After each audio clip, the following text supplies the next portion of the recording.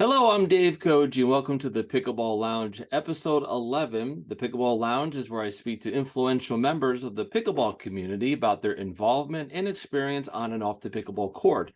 Before we begin, I'd like to thank Astria Pickleball for sponsoring this episode. Head over to astriapickleball.com for their innovative paddles and gear. And don't forget to subscribe to this YouTube channel to be notified of future pickleball interviews. Our very special guest today is Webby Schindler from the Eddie and Webby.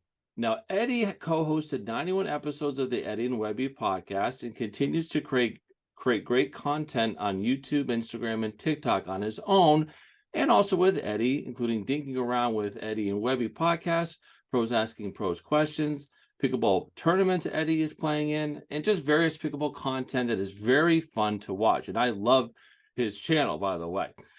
To learn more about Webby and his pickleball adventures, we are excited to have him on our show. Webby, thanks for being with us. Hey, how's it going, everybody? Good to see you.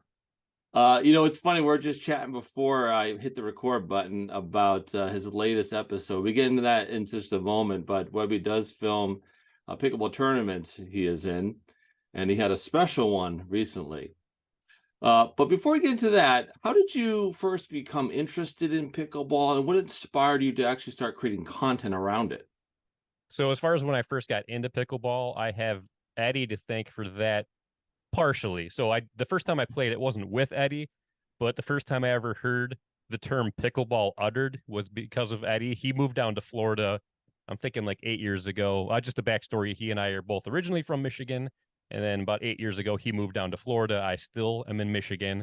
So the fact, really the reason we started doing a podcast and doing a YouTube channel was just a way for us to hang out from across the country. And before we started making content, he one day was telling me about this game that's real popular in his community called pickleball. And I'll be honest, I thought he was just pulling my leg. I thought he was setting me up for some like inappropriate joke. Pickleball sounds like something that you would read about in the Urban Dictionary website or something like that. So I was expecting him to like come up with some nonsensical punchline to a joke or something, but he didn't. And he kept talking about how the people in his community love this game. He lives in like a retirement community, by the way. He lives with a whole bunch of older people, so that's how he first learned about it. Is the senior citizens in the community he lives in. They got him into it. He told me about it. It kind of went in one ear, out the other until I would say probably almost a year after he first told me about pickleball. I was disc golfing in at a park near my house, and as I was leaving the disc golf course, I heard a weird sound. Like it definitely didn't sound like tennis. I remember there being tennis courts in this one spot of the park, but it definitely didn't sound like tennis. So I walked over there, and then it basically looked like mini tennis. And then I saw on the fence it said something about pickleball, and I was like, "Holy crap!" Eddie wasn't lying. Pickleball actually is a real thing that exists, and now it's here in Michigan. So I was like, "Okay, I guess I'll need to try this thing out." So I went on Amazon, got the cheapest wooden paddles I could find, and then I forced my wife and daughters to go with me to play it. I was like, "Come on, let's just all we're gonna have some family bonding time. We're gonna play this weird pickleball thing that Eddie was telling us about." And we tried it, and even though I'm sure we were not playing it correctly, I instantly fell in love. Like it just something about the size of the court and the concept of the game. It immediately sucked me in. And then once I actually learned how to play the proper way and played with some friends my age, that's it. Game over. I was hooked for life from that point on. So you definitely were a someone who just fell in love with it right away. There was no warming up period. You just got on the court, said, "Hey, this is something I could see myself doing almost every day if I could." Yeah. Yeah, I didn't realize how much it would consume my life after that point, but I just immediately got hooked on it. And because I always thought I could be a good tennis player, but I had major knee issues when I was younger. So the few times that I tried playing tennis, my knee just didn't like it. So I was like, yeah, I'm never going to be a tennis star. So I just gave that up. But I always liked ping pong and badminton just casually and stuff like that. But when I got out there on the court, I was able to cover the whole court nicely, but it was still like a tough workout for me. I was like, man, this is awesome. I definitely can see myself doing this regularly. And so as you started to get into pickleball and you enjoy the sport and you kind of transition to creating content around it and be on these social media platforms, before you actually got into the platforms, did you do any other content for anything else on these social media platforms, or was pickleball your gateway? So Eddie and I created our YouTube channel as a way, like I was saying before, as a way to hang out from across the country. And pickleball was not something we planned on focusing on. In fact, I hadn't played pickleball at the time that we first started our YouTube channel. So we were like, let's just make fun content that of like about things that we like. We're both tech nerds. We both like craft beer. So like that was our main priority when we started was craft beer and technology. So we were going to do craft beer reviews. We were going to do technology reviews. And the first couple of videos on our channel are that kind of stuff. And then shortly after we started making content, that's when I got hooked on pickleball. So I was like, hey, Eddie, do you care if I do a vlog of me playing pickleball? Because that's all I'm doing lately. And I think I don't know if anybody's going to be interested in this, but I think it could be fun just to do a little vlog out there about pickleball. So he's like, yeah, sure, why not? Go for it. So I did it. And then I got even more hooked on pickleball. And then I signed up for my first pickleball tournament. And I was like, hey, what do you think? Like, I don't want this to become a pickleball channel, but what if I do another video about pickleball where I document my first pickleball tournament experience? So I did that.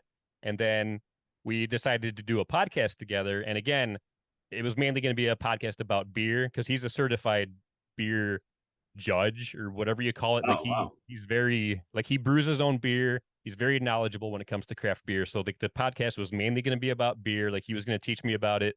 We were going to do live beer tastings, and then we would talk about technology.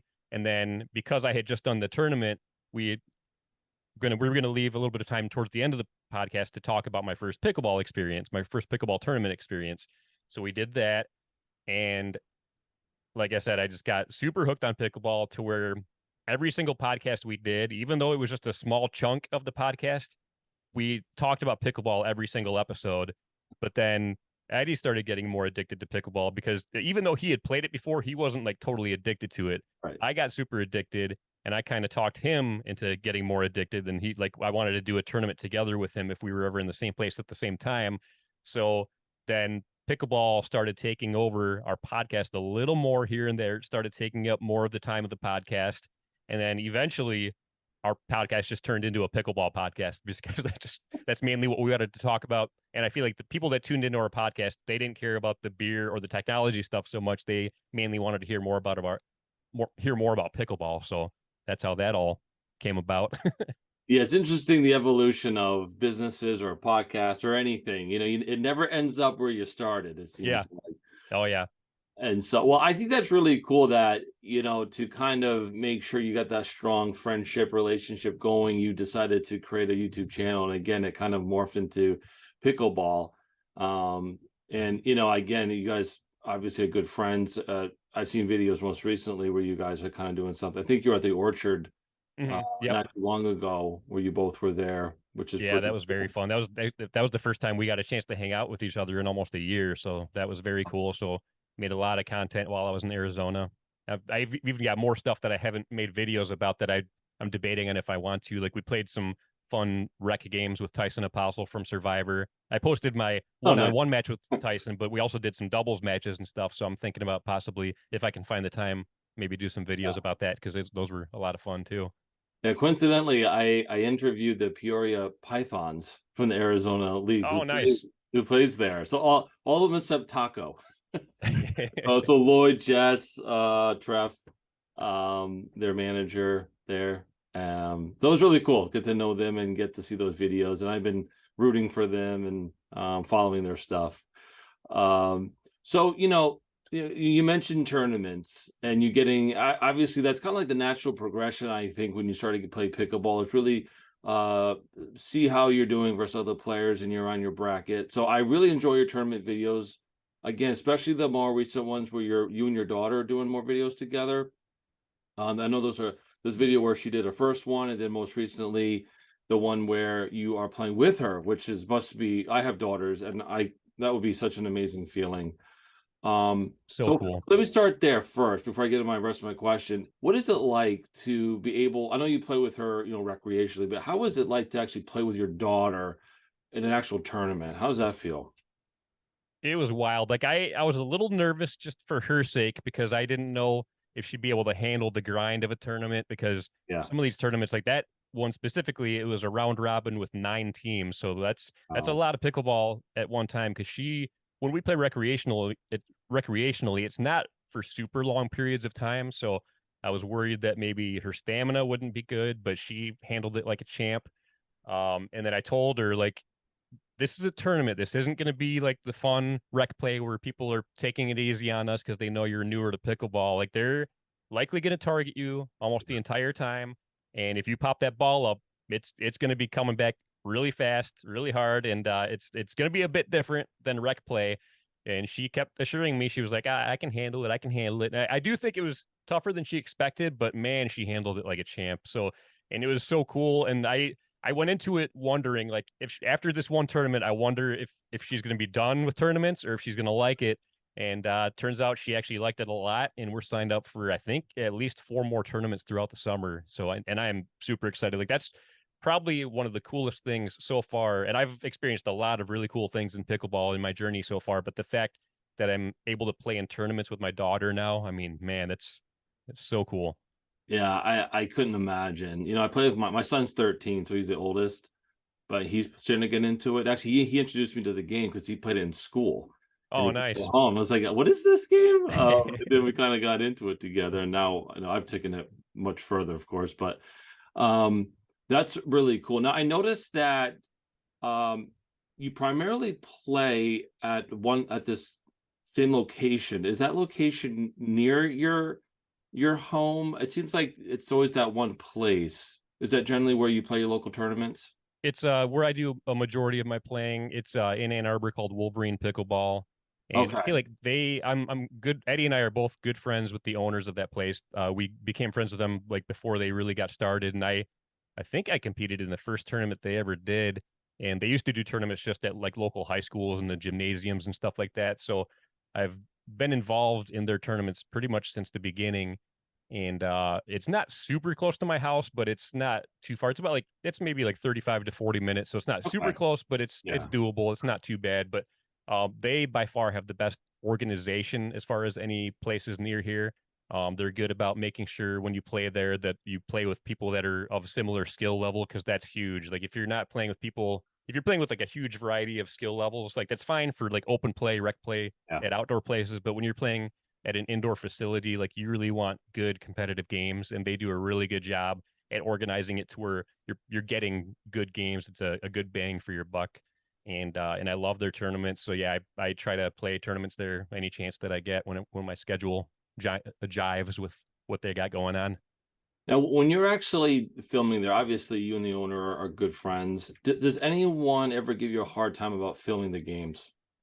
Surprisingly not. There's really, I've been recording my tournaments for probably about 5 years now, and there's only been a few times where people told me they did not want to be recorded. Uh, And but for a majority of the people love it, because I feel like a lot of people, they understand the value of seeing yourself play on video, because it right. really does help big time. Like, you can see like all the mistakes you're making. Like, even when there's rallies where, like, I'll go home, I'll be excited to watch a point or a certain game. I'll be like, oh man, I was playing so good this game. I can't wait to watch. And then I watch it and it was like super, super sloppy. I'm like, oh man, I was lucky to get that point. It was not very good looking. So then it kind of shows me, okay, I need to work on this, need to work on that. And so a lot of people actually appreciate it, and they thank me for recording it and posting the videos out there. And then sometimes people ask me to send them like the whole entire match, and Yeah. that's the least I can do. Like, that's the way that I kind of, it's like the way I pay people is I'll give them the raw footage of the match that they were in. Yeah. And it's actually a good segue because if you watch your tournament videos, you're not posting the long form of the games. You're chopping it up, and essentially you're providing some highlights of each game or each match throughout the tournament. And it's very interesting for me because it does consolidate the games into the various highlights. And at the end of the match, I don't know, for me, I'm always anticipating, did you win? Did you lose? I don't know. What is he gonna say?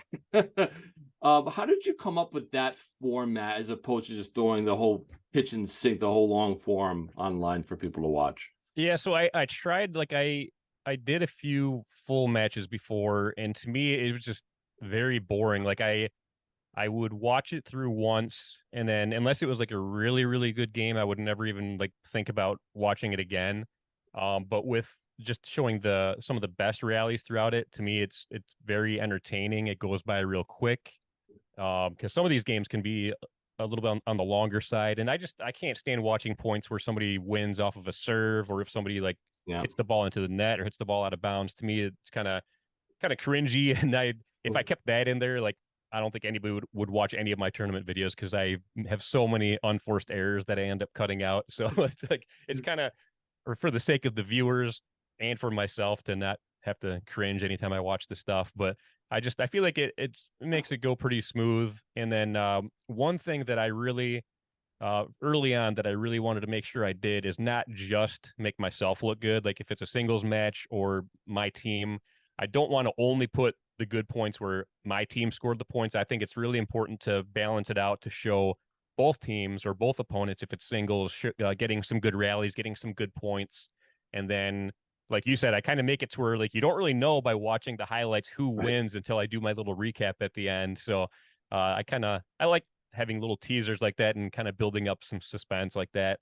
Now there are other videos that I do, like if I do like the Webby versus everybody series where it's singles, like those I put pretty much the whole game in, and like I'll cut out some like really boring points and stuff like that, but I'll put like the scoreboard at the bottom, and pretty much you know who wins that going through it. But I feel like singles games go by so much quicker, and we do a lot of trash talking in those games and stuff, so it's kind of fun to keep more of those in. So I do, depending on the type of video I'm doing, I change up the style that I do it. But I feel like I'm still, even now after doing it for 5 years, I still tweak things here and there.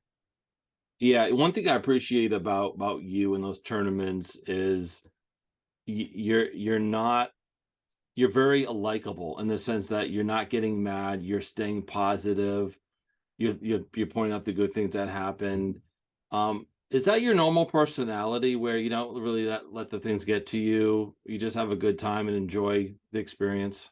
Yeah, for sure. I'm all about doing things that are fun and enjoyable and trying to see the positive side of things. Like I just can't stand like there's people that I stopped playing with because they took it a little too seriously. Yeah. They're constantly like swearing and throwing their paddle, and I don't mind that from time to time. But if that happens all the time, it's like I don't really need that in my life. So I just kind of distance myself, and I hate drama, so I try to avoid drama. So yeah, I don't really like that kind of thing. There are times where I get a little heated, and there's been times where I almost like if somebody makes a really blatant bad line call or something during a tournament. There's been times where I got kind of upset, and I almost kept it in the video, but then I decided to cut it out. And there's been times where I'm sure you've seen like I'll do slow motion replays like to show Yeah, if somebody yeah. made a bad I've call, seen but that. I try to make it fun a little bit. Like, but Yeah. if it's yeah, some people I don't know. Sometimes I just when I look at it, I'm like, this makes this person look so bad. I don't want to make people not like them. So I sometimes I cut that stuff out. But yeah, there's been a few times where I almost lost my temper, but for the most part, I keep it pretty cool and calm. Yeah. I generally get mad at myself, not other people. Yeah, I You definitely get know? more mad at myself. There's Yeah. been a few, especially especially last year. I didn't win any of my singles tournaments games, and there was one tournament where I was like I had to re-record my ending just because it was so negative. I was like, I'm never doing a singles tournament again. I suck at pickleball. I might never do a tournament again. But like, I feel like I've had that feeling after tournaments numerous times. But then I give it a day or two to cool off, and then I'm looking for the next tournament to sign up for. So yeah, it's just there's a lot of heat of the moment type stuff. Most of it I keep in the video, but if it's just like super negative and doesn't really have much value, that's when I'll maybe like redo it once I calm down before I leave the site of the tournament. Yeah. But for the most part, it's the first take of my post tournament uh like feelings and stuff like that. So it's for the most part very genuine on the spot reaction to how things go. But yeah, last year was a very rough year for me when it comes to tournaments, and it took a toll on me towards the end. Yeah. No, it's a good thing to keep things in perspective too, and what you're doing. And it's very interesting how you mentioned earlier about I believe your daughter plays, your wife maybe plays a little bit. She plays a little here and there. She didn't get bit by the bug. She's not addicted to it, but she'll play with us from time to time. And surprisingly, she's not bad for how little she plays. Like if Right. she devoted time to it, she could be solid. And I feel like we could be a good mixed doubles team, but that's just not something she's into. And I'm totally fine with that. So how important is it, especially your wife, but even your family in general, to be understanding of the game and how much you love it and how much devotion you dedicate to it? How important is that support that you receive from them as you take your journey here in pickleball? Yeah, it's definitely big because I struggled with that for a bit with the whole life slash pickleball balance because I there was a bit of time where I think I was maybe focusing on that a little too much. Like pickleball was just taking up so much of my life. And so my wife and I had a discussion about that and I definitely understood where she was coming from. So I kind of toned it down a little bit and I through the years I figured a pretty good way. Like I just have like certain days like, okay, these are the days I'm going to play pickleball. These Yeah. days I am not going to play pickleball at all. And I think that has helped big time. And then like I try to limit myself to like no more than 2 tournaments a month if I can. And that kind of helped with my sanity too, because I doing doing a pickleball tournament every week. That can be pretty tedious, especially not having great results. It's like, man, I just what am I doing with my life? I'm spending all this money and time on doing these tournaments, and I do horrible at every single one. Part of that is my fault though, because I tend to like challenging myself, and I play up in tournaments. A lot of people play at their division, or if they can get away with it, play down, which is something I hate. I can't stand sandbagging, but Yeah. that's a whole nother point. But yeah, like I think I jumped into 4.0 tournaments sooner than I should have. I have gotten a silver medal and a bronze medal in 4.0 tournaments before, but I still have never gotten the gold. Right. But I think now that my daughter's playing, I'm gonna take a step back a little bit. Whenever her and I play together, we're gonna do 3.5 until we have some success, and then eventually her and I will start doing 4.0 tournaments. But for now, I'm gonna focus on 3.5 with my daughter for mixed, and then if I have like a high level friend that wants to team up for doubles or mixed doubles, then I'll go back to doing 4.0. But that's kind of where I'm at for now as far as tournaments. Yeah. So as far as your now switching gears to your the pickleball content side of things, and you've been pretty successful. You got a good following. Um, at what point? I know you toyed around with pickleball as you're switching from the beer and the technology.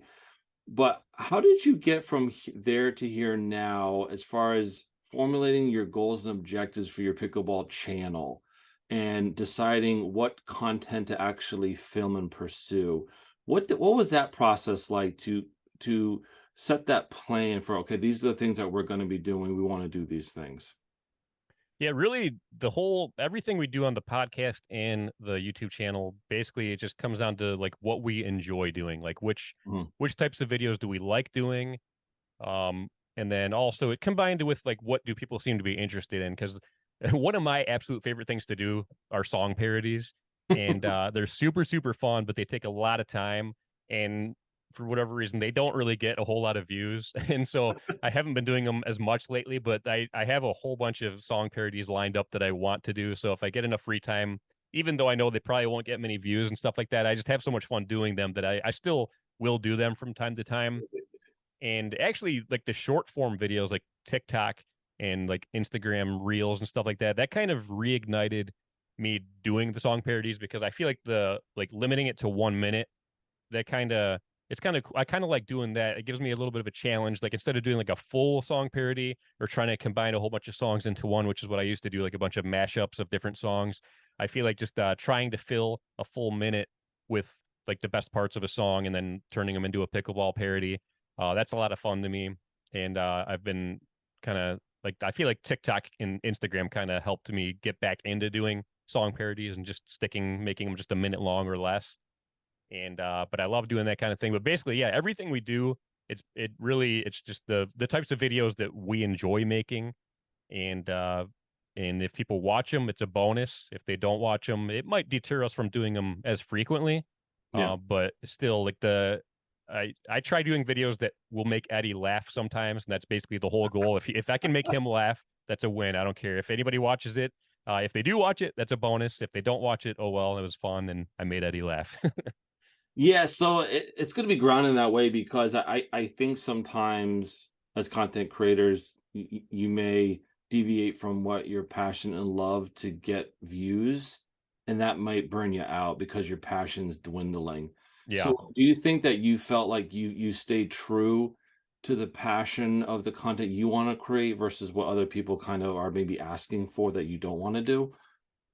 I do because we people want us to do a lot more pickleball paddle reviews than we do, and Oh, uh, and I like doing paddle reviews, but um, they're anytime Eddie and I do something like we go all out, we put a lot of effort into it, we try to make it as good as it possibly can, and we don't ever want to rush through things and stuff like that. And sometimes I feel like in order to work in all the paddle reviews, we would have to uh like cut out doing other things that we like better and stuff like that. So I don't know, it's just a balance, kind of a balancing act of time. And actually that's to me, that's the biggest challenge for me when it comes to doing the content is time. Mainly because I have a full-time day job, not pickleball related at all. And so basically everything I do is just in my free time. So I used to be a big video gamer, and mhm. I pretty much cut out video gaming because I just didn't have time to do that and play pickleball and make content. But I love making the pickleball content so much that I was willing to give up my gaming time. I'll still work in some gaming here and there, but uh, yeah, I thoroughly enjoy it. I feel like if there comes a time when making the content isn't enjoyable and fun for me, I'll probably just stop doing it. And that's one of the reasons why I've kind of avoided trying to pursue doing it full time, because I know a lot of people have taken the jump into doing pickleball content full time. And that takes a lot of bravery, takes a lot of it's kind of a big gamble to do that. Special support for sure. Exactly. Yeah. Oh yeah. Yeah. So yeah, it's mainly just as long as I enjoy doing it with the limited free time that I have, I'll keep doing it because I do. I love it. I love making the tournament vlogs. And I really like I was saying before, I like doing song parodies and funny videos. And I have a huge list of ideas of funny videos that I want to do. I probably have at least 100 different ideas. Like anytime one pops into my head, I take note of it, and then I run it by Eddie. I'm like, hey, what do you think about this? And then we say, oh, that'd be awesome. Let's do it. And then usually we don't ever do it, but I still have it noted. So if I ever have the time, I've got tons of ideas and tons of things that I can work on. Yeah, that's awesome. It's good to have that backlog of ideas. So when it comes to with social media, fortunately or unfortunately, you have comments, and sometimes comments are not the most positive. So do you I mean, and some negative could be constructive, even though they may not be written that way. How do you handle negative feedback or criticism, and how do you use it constructively to improve your content? Yeah, that's a great question because yeah, there's definitely a lot of negativity out there. But that's something that Eddie and I knew from the get-go. And in fact, like that's one of the ways that we measured success for our channel was once we finally start getting trolls. And because for a long time we didn't have any for a long time. I was like, man, that like there's like no trolls on any of our comments and stuff. Like we're either doing really good or really bad because we don't attract the trolls at all. So once we started getting the trolls, like we would take screenshots and send them to each other and like, oh, look at this comment. We're finally making it. The trolls are coming out and stuff like that. But I'm not gonna lie, there are times where some of the comments kind of get to me and I'm like, oh man, maybe they're right. Cause I feel like there's a lot of coaching that goes on in the comments when it comes to my tournament videos, a lot Yeah, of sure. coaching. And there's sometimes which I appreciate. Actually, I really like the when it's constructive and stuff, I really, really appreciate that. But there are some people that just go right into attack mode and like they're like, oh man, you suck. You shouldn't even be playing pickleball, or I can't believe you're recording yourself play this. You play like trash and stuff like that. And then like in some of the recent videos, they're like I had some pretty bad results in 4.0 tournament. There were multiple people that said like, I think you should be doing 3.0 tournaments, not 4.0 and stuff like that. So stuff like that, that can hurt a little bit. But for the most part, I laugh it off and it doesn't bother me too much.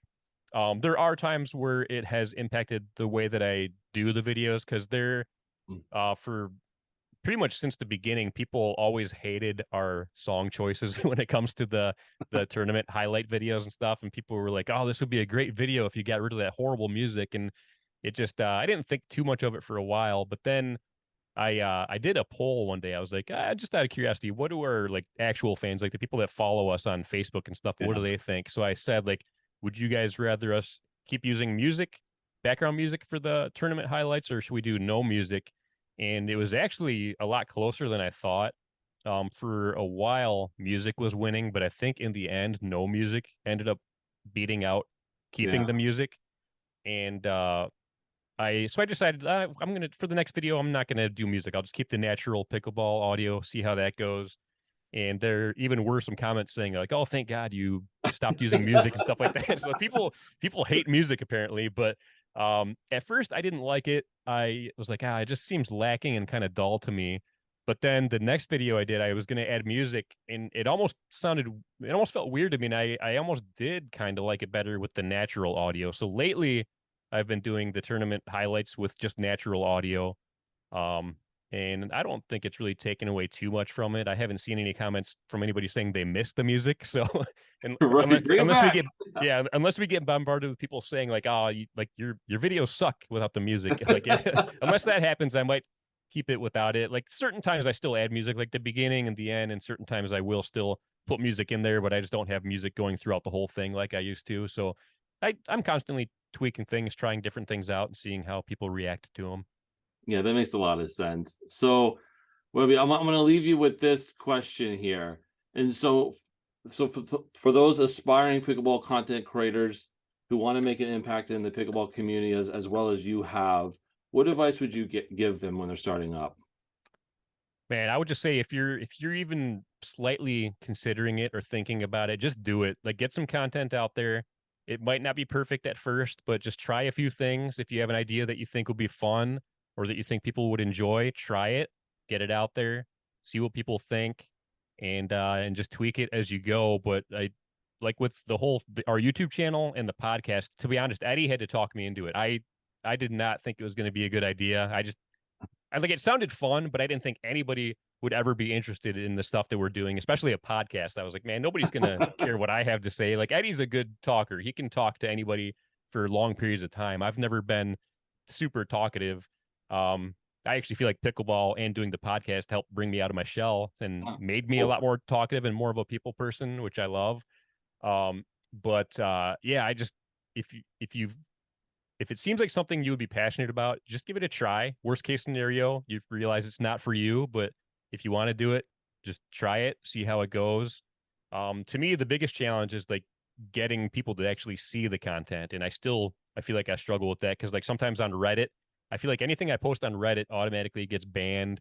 Uh, Places like the kitchen, I feel like you have to be friends or pay to like get your content Right. shown on the kitchen. So um but the good old pickleball forum, that was always a good place to try to share things and stuff. But yeah, I mean, just try making some stuff, get it out there. If people like it, they'll share it, and that's pretty much how it starts. Like as long as you make stuff that somebody likes and they start sharing it, then that's the best way to get started. But you won't know until you try it. Just so I say, if you have the idea or have an inkling that you want to get into content creation, just go for it, and then if it starts taking off, then you can like upgrade your equipment. Cause like for the first year, all my content was just shot on my cell phone. I didn't do anything but use Yep. my cell phone. And then I was like, okay, I need some better audio. So that I invested in like some microphones to use to record good audio. Then I got a better camera and it just kind of evolved from there. And it's been a fun journey. I love it. I love every bit of it. Yeah, and yeah, like you said, you could just start off with your smartphone, and there you go. Yeah. And the smartphones today are just They're are insane. they're stupidly good. Like it's just they're so good. Like there's some days I like prefer shooting with my cell phone than my other cameras just because the cell phones are so much easier to use Yeah, and they look really good. right. It's much more convenient. Yeah. But well, Webby, thank you so much for being on the show. You know, like I said, I love your videos. I'll be definitely posting your social media accounts on the description. I encourage everyone to go out there, watch his content. It is engaging and it's fun and it's just really, really cool to watch. So, Webby, thanks again.